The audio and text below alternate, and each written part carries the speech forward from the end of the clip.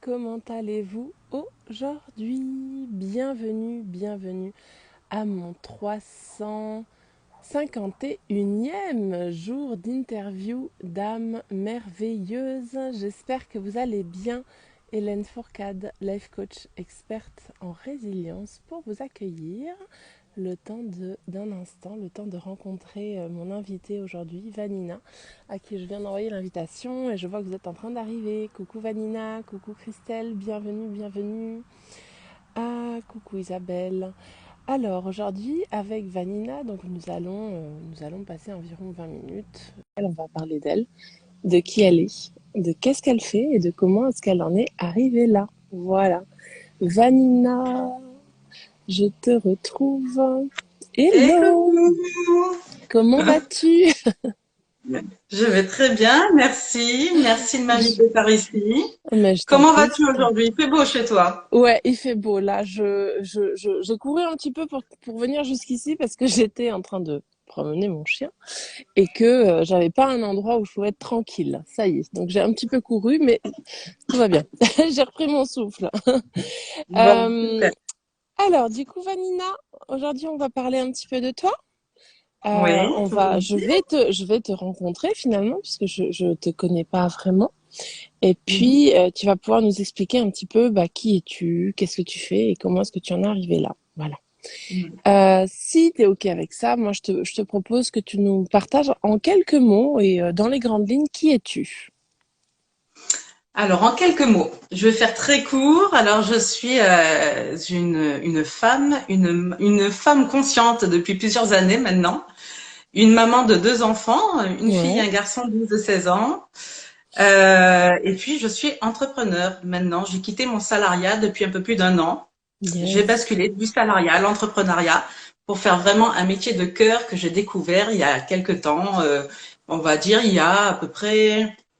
Je me suis mise en chemin du coaching en 2018-2019. D'accord.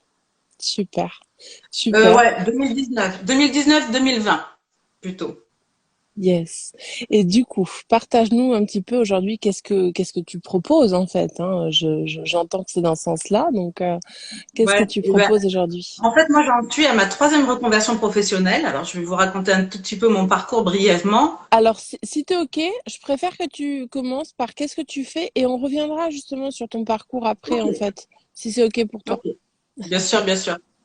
Alors, ce que je fais aujourd'hui, ben, je suis coach certifié en neurosciences. Ouais. Je suis aussi thérapeute puisque j'utilise Mm. aussi des outils énergétiques et Ah, cool. j'accompagne essentiellement les femmes. Alors, j'accompagne aussi des hommes en one-to-one, certains hommes, et j'accompagne des femmes en individuel, en one-to-one et en groupe pour vraiment travailler sur elles-mêmes, retrouver vraiment, en fait, aller chercher au plus profond d'elles leur essence pour éveiller leur potentiel. Donc, ce qui veut dire, en fait, d'apprendre à se connaître, pour moi, c'est une priorité pour bien vivre sereinement dans la vie de tous les jours, en fait.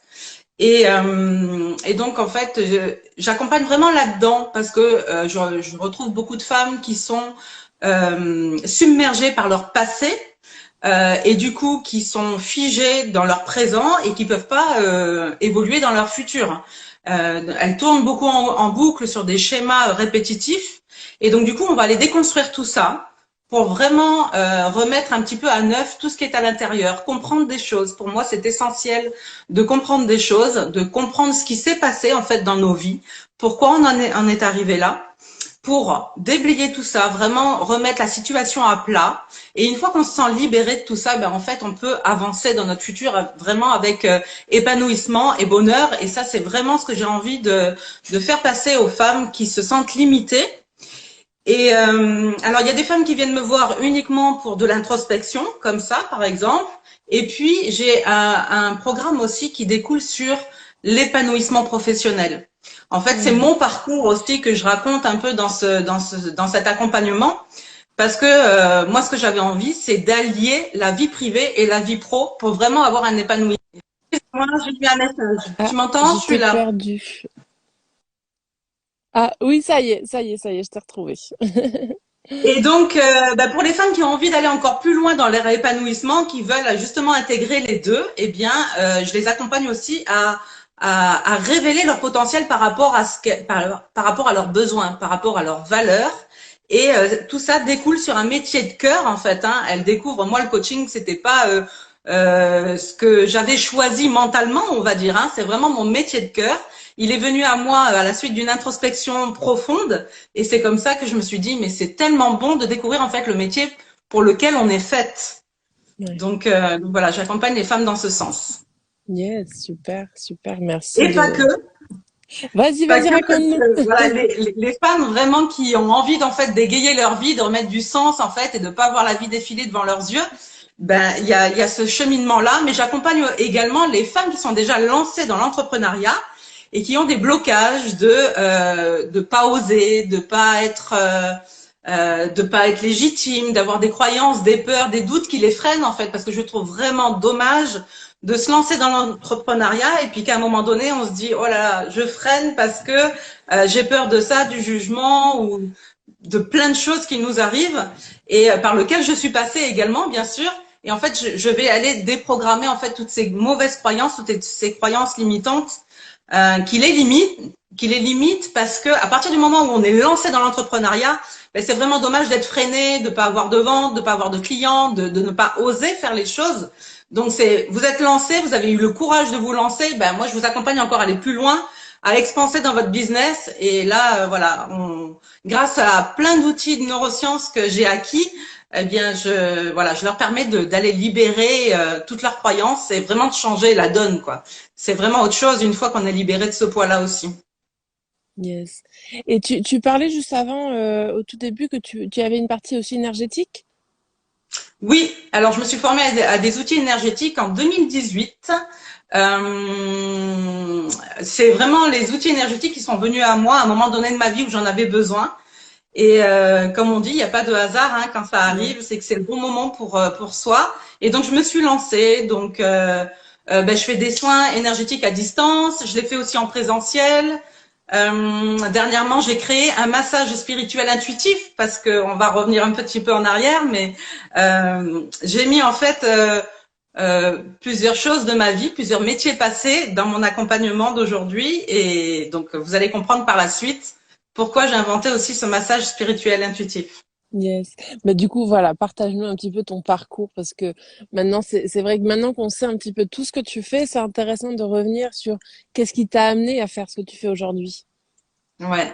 Alors moi, j'ai débuté par, au tout départ, j'étais esthéticienne hydrothérapeute sur Monaco, donc je travaillais en thalassothérapie, donc je faisais tout ce qui était les soins de bien-être.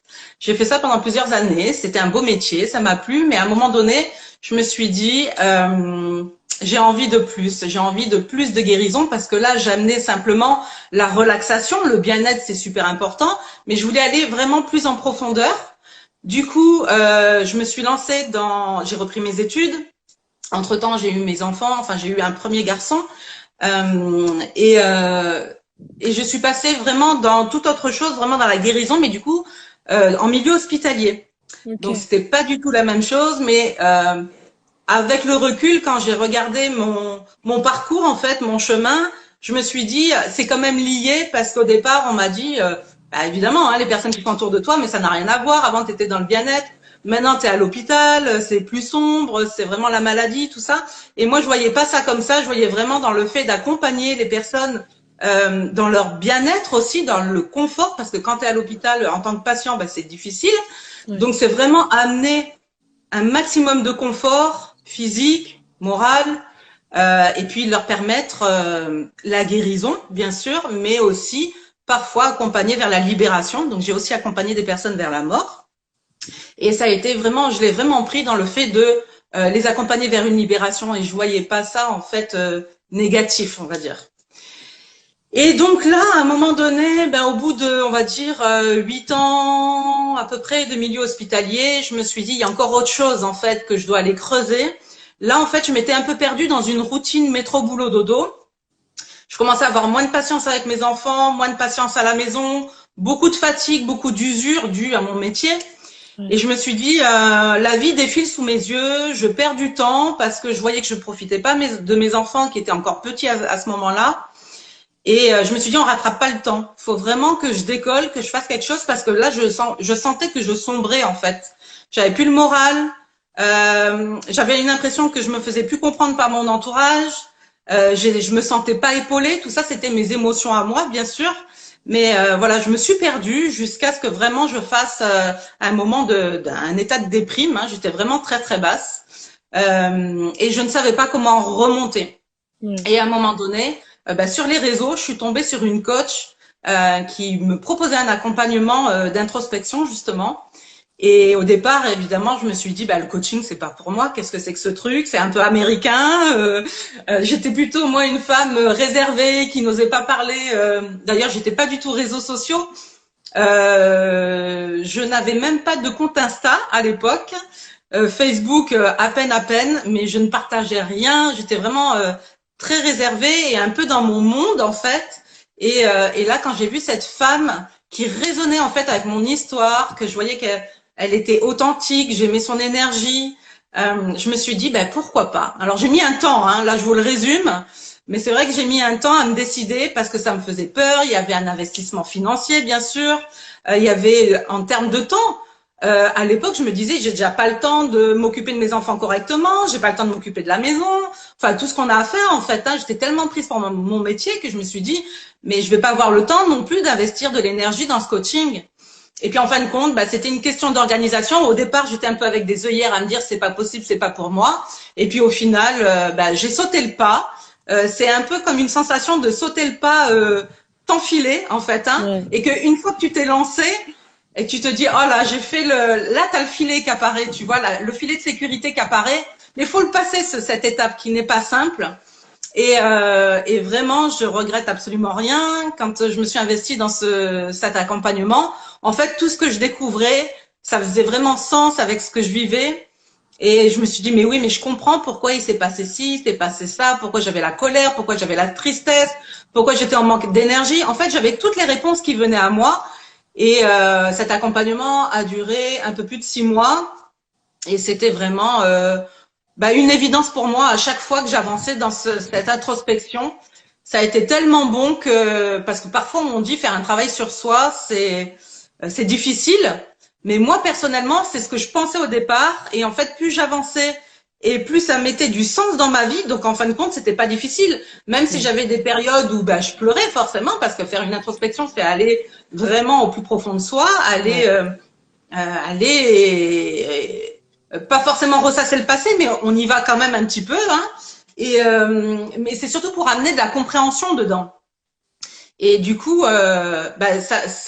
j'avais tellement, j'ai un peu d'inconfort, je suis pas trop bien, mais comme j'ai l'explication de suite derrière et que je sens qu'en fait ça m'amène à du positif, en fait ça me libérait tout de suite. Et ça a été comme ça pendant tous ces mois d'accompagnement, mais vers du mieux à chaque Ouais. fois. Et en fin de compte, je me dis qu'en fait, faire de l'introspection en étant accompagné, en fait, c'est simple. Et c'est facile, quoi. Parce que pourquoi ne pas aller vers l'épanouissement, en fait, hein. Je veux dire, l'être humain va toujours vers la facilité. Donc là, c'est facile, on t'explique, on te donne des clés, vas-y. Je veux dire, c'est... Et donc, c'est là, à force de faire de l'introspection, qu'à un moment donné, en fait, tout ce qui était en résonance avec moi, ma coach, elle me dit, mais Vanina, t'es sûre que t'es bien à l'hôpital? Parce que j'entends ça de toi, j'entends ta bienveillance, j'entends ton écoute, j'entends que t'es forte comme un roc. Elle m'avait dit des mots vraiment très puissants. Et elle me dit, je te verrai bien quand même dans un accompagnement. Et guider les gens. Je vois que tu as cette facilité d'expliquer les choses. Enfin, et c'est elle qui m'a mis petit à petit sur ce chemin-là. Et je la remercie encore aujourd'hui. Elle s'appelle Camille Mussard. Et Yes. voilà, je l'adore. Et heureusement que je suis tombée sur cette femme-là Ouais. à ce moment-là de ma vie parce que c'est vraiment son accompagnement, son énergie, plus mon engagement à moi et mon travail qui a fait que j'en suis là aujourd'hui. Yes. Et Eh ben, merci beaucoup de nous le partager parce qu'effectivement, on n'arrive jamais à faire ce qu'on fait aujourd'hui, que ce soit un métier d'accompagnement, de thérapeute ou autre, par hasard. Hein. Il y a toujours des petites choses qui nous y ont amenés petit à petit. Et en fait, tu me fais faire une superbe transition parce que ma dernière question avant que l'on se quitte, c'est une question justement sur le partage. Est-ce que tu serais OK de nous partager du coup 3 personnes qui t'ont inspiré à être qui tu es aujourd'hui et qui t'ont peut-être accompagné sur ce chemin? Donc c'est parfait parce que je pense que tu nous en as déjà donné une sur ces Ouais. 3 et je te demanderai Mhm. également de venir les taguer pour les faire connaître pour que voilà que si quelqu'un ne les connaît pas, ça leur donne envie d'aller les découvrir aussi. Voilà. Ouais. Alors, bah, ma toute première coach, donc Camille Mussard, que je taguerai tout à l'heure, du coup. Ouais. Ensuite, je dirais Sophie Chag, qui m'a beaucoup inspirée dans le milieu de l'entrepreneuriat pour aussi dédramatiser plein de choses et aller au plus simple pour Ouais. l'expansion du business. Et je dirais David Lefrançois, qui est mon coach en neurosciences et c'est lui qui m'a certifié coach. Voilà cet été et c'est un homme vraiment formidable, plein de connaissances, très très riche. Et voilà, Super. après j'en ai plein d'autres, mais tu m'as demandé que 3, donc ça sera 3. Oui, oui, oui, on fait que 3 parce que sinon ça rallonge un petit peu. Mais c'est super, merci beaucoup en tout cas pour ces riches partages. Déjà pour le tien, hein, ton partage à toi, de qui tu es, qu'est-ce que tu fais aujourd'hui, qui tu accompagnes, etc. Et ton parcours également que tu nous as partagé. Est-ce qu'il y aurait un message que tu aimerais juste partager aujourd'hui pour les personnes qui nous écoutent ou celles qui repasseront en replay? Alors le partage que je pourrais avoir, ben, c'est simplement que je pense que la clé de notre épanouissement personnel, déjà en priorité, c'est vraiment aller à la rencontre de soi-même. C'est des choses qu'on n'apprend pas à l'école, qu'on Ouais. n'apprend pas dans nos familles non plus. C'est des choses que l'on découvre quand on est au plus bas, je dirais. Alors, un conseil, c'est si vous êtes au plus bas et que vous avez envie de remonter, faites un travail sur vous. C'est vraiment une priorité pour aller mieux et pour aller vraiment vers l'épanouissement total. Et pour les personnes qui ne sont pas encore, qui n'ont pas connu de dépression, de burn-out, de choses comme ça, même si vous vous sentez bien, se faire accompagner, c'est aussi aller vers l'épanouissement encore bien, bien plus haut, en fait. C'est à la fois profond intérieurement et c'est haut dans l'univers, dans tout ce qui est, dans nos potentiels, en fait. Ça nous éveille des potentiels que l'être humain, en fait, l'être humain est vraiment doué, a un potentiel vraiment énorme qu'on n'exploite pas. Donc c'est vraiment à toutes les personnes qui ont envie d'aller plus loin dans leur vie, c'est apprenez à vous connaître. Ça c'est Ouais. vraiment l'essentiel, je pense. C'est la base qu'on devrait apprendre à l'école pour nos enfants. Moi d'ailleurs, j'élève mes enfants dans ce sens et j'ai remarqué que depuis que je faisais un travail sur moi en fait, ça a déteint sur eux parce que tout naturellement, j'ai plus les mêmes réactions, j'ai plus les mêmes émotions. Les émotions sont là, mais je me fais pas diriger par mes émotions. Avant, il y avait quelque chose qui se passait, c'était ou des pleurs ou de la colère. Aujourd'hui, je vis encore avec des choses qui sont pas tout roses, mais je les gère superbement bien parce que je me connais. J'ai développé mon intelligence émotionnelle et du coup, ben, il se passe des choses, ok. Mais c'est juste là, en fait. Je mets la situation à plat. Qu'est-ce que je peux faire pour résoudre le problème et ça passe tout seul. Et tu n'es pas submergé par tes émotions, en fait. Ouais. Ça, c'est la chose à ne pas faire, être submergé par les émotions et se laisser guider par les émotions. C'est quelque chose qui nous fait regretter après certaines choses. Yes. Eh ben effectivement, merci pour ce beau partage et c'est vrai que c'est bien résumé en tout cas de tout ce qu'on peut mettre en place quand soit on va pas bien, soit on va bien mais qu'on a envie d'avancer également. Donc merci, Ouais. merci, merci. Voilà, nous Merci arrivons beaucoup. à la fin de cette interview, Vanina. Merci beaucoup pour ces riches partages. Merci à vous qui étiez présents et à ceux qui regarderont en replay également, puisque je sais qu'il y en a. Mhm. Voilà, je t'inviterai à venir marquer tes coordonnées également sous la vidéo quand je vais la publier pour que les personnes qui ont envie d'en savoir plus sur toi, sur ton accompagnement, bah, elles puissent venir le faire, hein, tout simplement. Tu veux que Ainsi je que le note dans les commentaires? oui, quand je vais publier la vidéo avec les Ok, 3 noms des personnes que tu nous as partagées. Voilà. très bien.